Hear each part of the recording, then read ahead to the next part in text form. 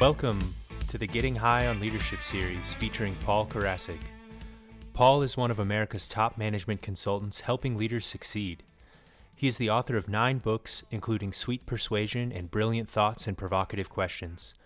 His insights appear regularly in major publications, and he is one of the most sought-after executive coaches. Paul founded the American Seminar Leaders Association and the Psychedelic Institute of Los Angeles. He is a popular speaker at national conferences and has been on stages across all 50 states and internationally. Paul's work addresses the question, how can we transform conflict in business into collaboration? With decades of experience in management, leadership, and psychedelics, he brings a unique perspective on personal and societal growth. In this series, we'll be discussing his latest book, Getting High on Leadership, The Leader's Guide to Higher Consciousness. We'll be exploring the concepts, techniques, and mindset required to revolutionize leadership. Enjoy. Hey everyone, and welcome back to the Getting High on Leadership series. We're joined by the author of the book, Mr. Paul Karasik here, and my name is Rob Sanchez, and we'll be walking you through the chapter titled The Tao of Leadership. The Tao means how things work. That's the definition of the word Tao. So this chapter is about the core of how leadership works. What makes people change? What makes people follow? To be a leader, you have to have followers. What is it? And the point of the chapter is real simple. We have to be the change we want to see.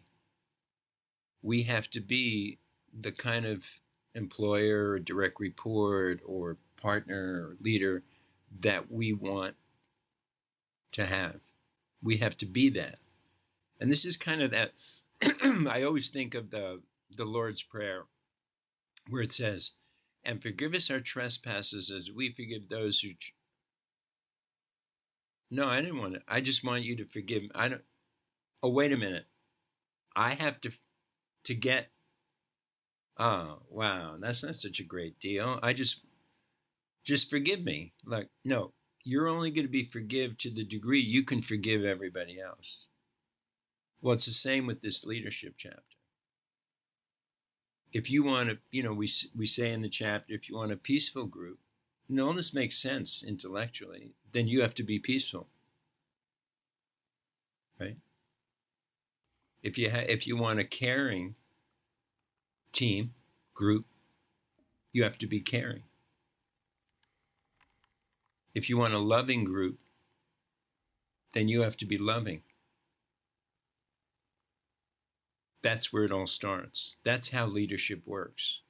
Not, I'm telling you what to do.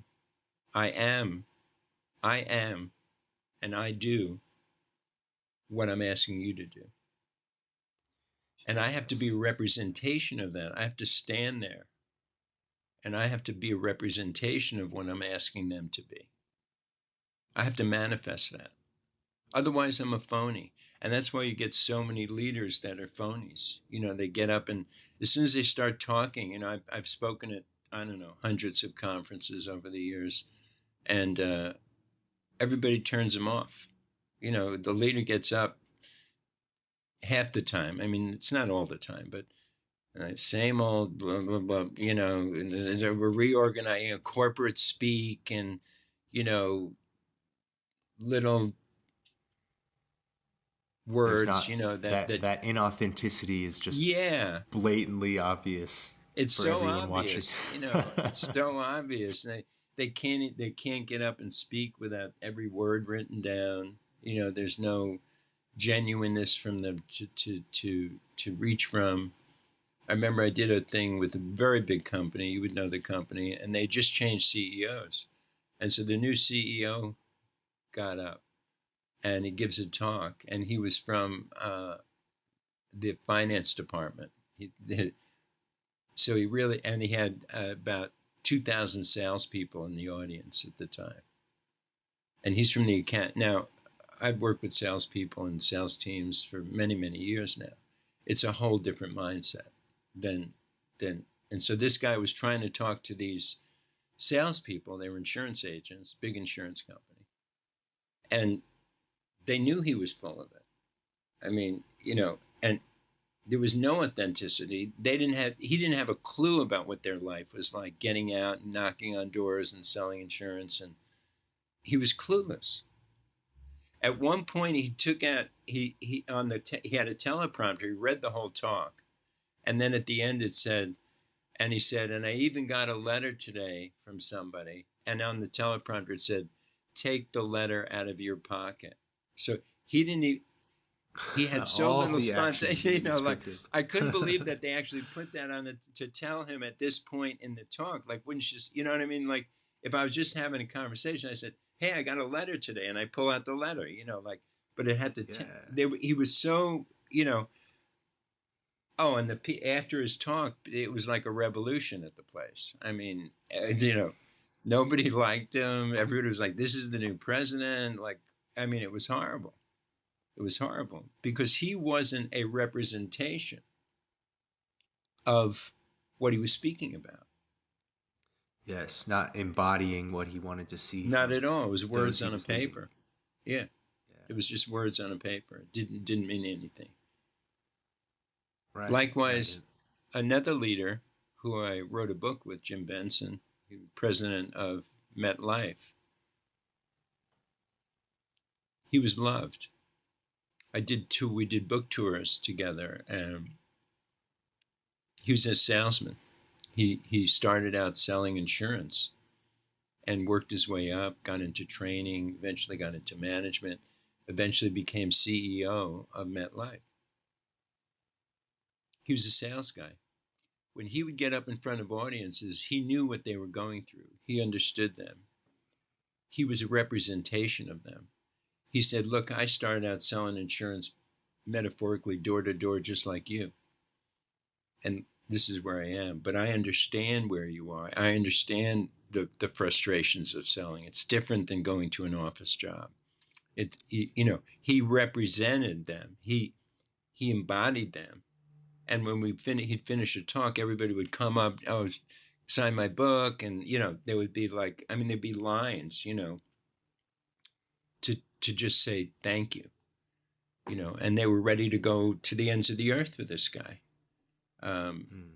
He went around to, I think, something like 100 offices, which is a lot of traveling, across the country. Right there. Yeah, that's a year, that's 6-month tour. Yeah, between taking breaks and everything else. He was you see what I'm saying, Rob? It's he was bringing to the table what he wanted, or what he was walking the talk, Yeah, right? He and walked the talk. He's walking the talk. He's showing about relationships. He's saying, like, I'm president. I'm going to meet every one of you. If I'm going to be in Iowa on the 25th. I want to meet you guys. I want to connect just the way you want to meet with your prospects. I want to meet with you. Is there an aspect of leadership that relies on those being led to lead? If you were to be peaceful and joyful for a group of 20 people, but those 20 people weren't being aware of, of what you're trying to do, and they're viewing it differently, right? You're their boss. They're unhappy about things.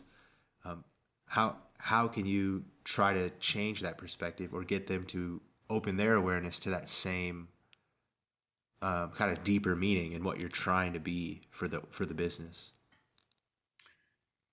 I think it's what you said, and what we've been talking about is that you can't act like you're at peace. You have to be authentically at peace. So it's more they aren't picking up on it because you're not being authentically joyful or authentically excited about sales. Yeah. So you have to reach down and find that implicit reason to really be what you're trying to instill. You have to. I mean, that's where it breaks up, and you don't get any people following you. That's what happens because you're just saying words, mission statements. I teach organizations. We write mission statements, and vision and values, and we work through some of these real consciousness raising elements in organizations. And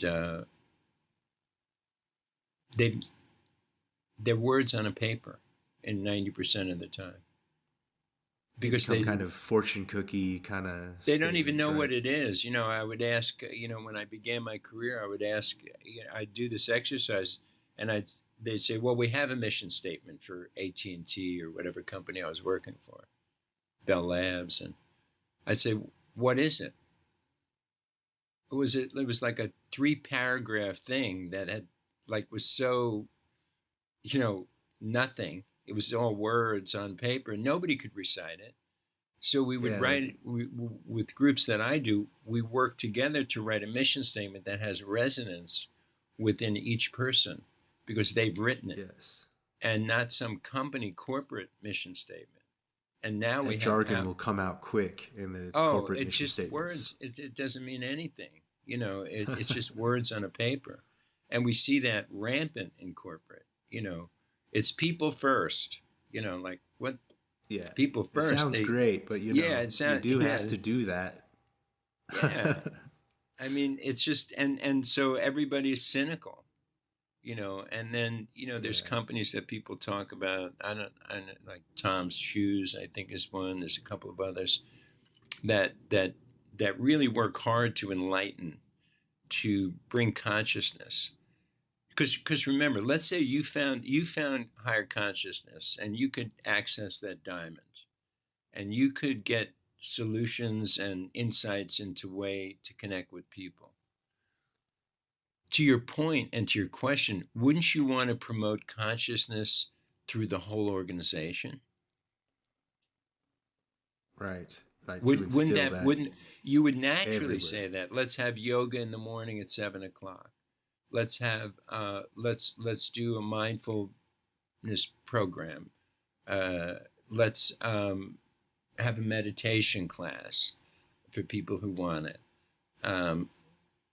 Let's get together in an environment where we can be ourselves at a retreat and just put down all the identifications and ego and just sit here and go, what's our mission?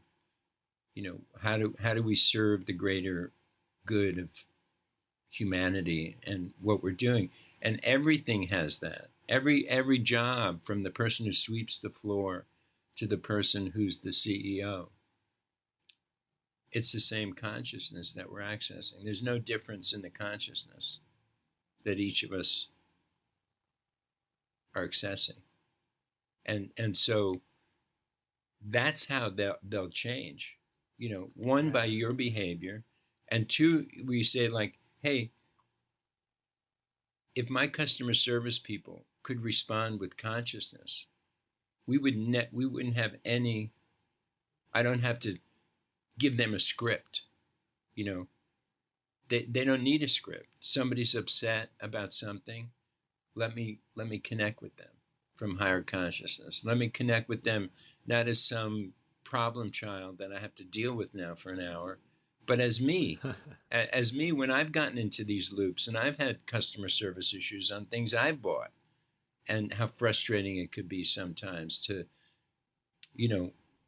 give empathy and still find solutions. And we've all had customer service people on both sides of that experience. Yeah, those who did it very well and did see you for them, and those who became machines. Hadn't seen anyone else before you or and they treat you like nothing. They treat you like a machine.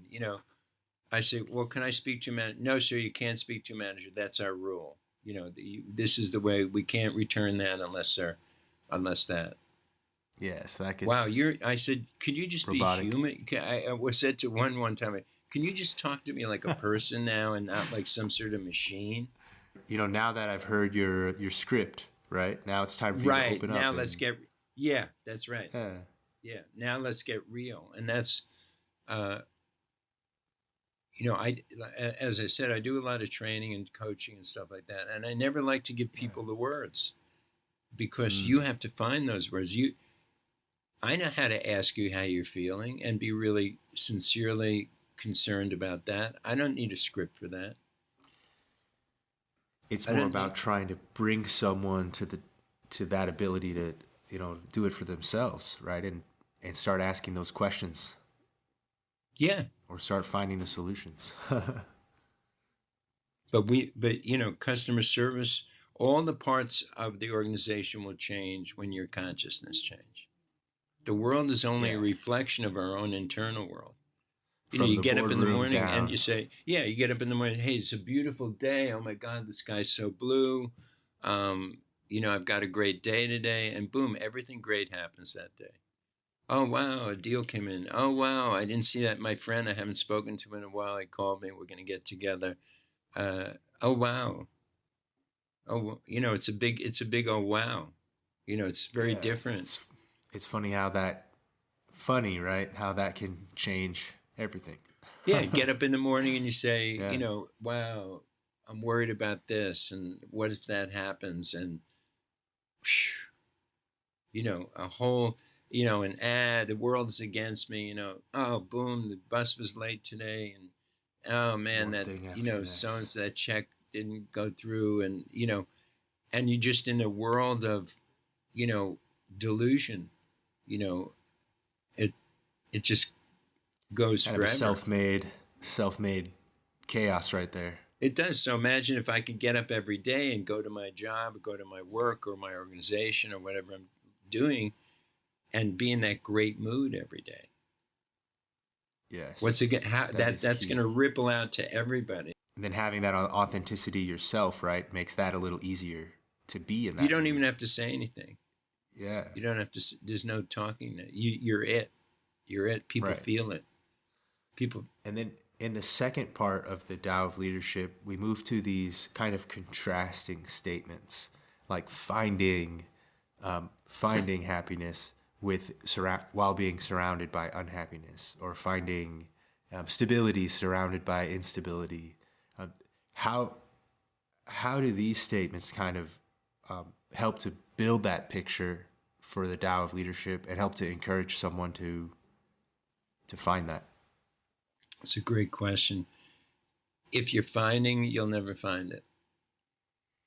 That's the problem, because you're don't finding. Look too hard. Well, you're finding, so that says you don't have it,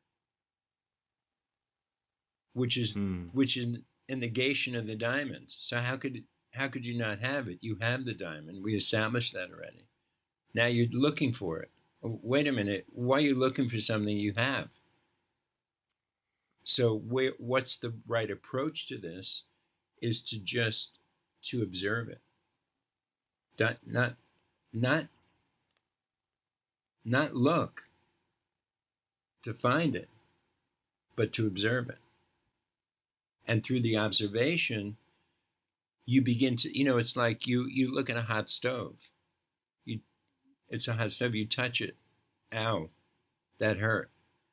Now you see the hot stove. Do you want to touch it? No. There's definitely an awareness there now. There's an awareness that stove is hot. You don't have to touch it. There's no teacher. There's no, we weren't born into this life needing a guru. We weren't, the universe didn't say you have everything you need except you need somebody else. Like, what do they have that I don't have? I have access to the same consciousness they do. So, a technical skill. Yeah, I need a teacher to teach me how to drive or paint or play my guitar or whatever. That's fine. I'm talking about life. No, that's not a technical skill. That's me every day in my existence with this thing we call life. And those people you were referring to, like, oh, so we come in consciousness. Now, there's certain people who are not going to get on board, and it's not a good fit. And it's usually because they're not in that mission. They're not tuned into to that same thing. Okay, Rob? The same thing of, if you want to get good, if you want to get promoted, if you want to evolve in whatever you're doing, whether it's nonprofit or whatever, then you have to be carrying the message that they have to find the diamond within them. Yeah, That don't look to that me seems to for be almost the hardest part. to After get them. all of this, you figured it out for yourself, and then now to get that potential of others to kind of reveal itself and allow others to go on that same journey. It's not convincing you. It's not persuading you. It's being. That's the way it works. And carrying that message to the whole team and saying, I support your exploration. So go out there and start, turning your vision towards the things you do, the things in your life, and we'll see you guys in the next episode.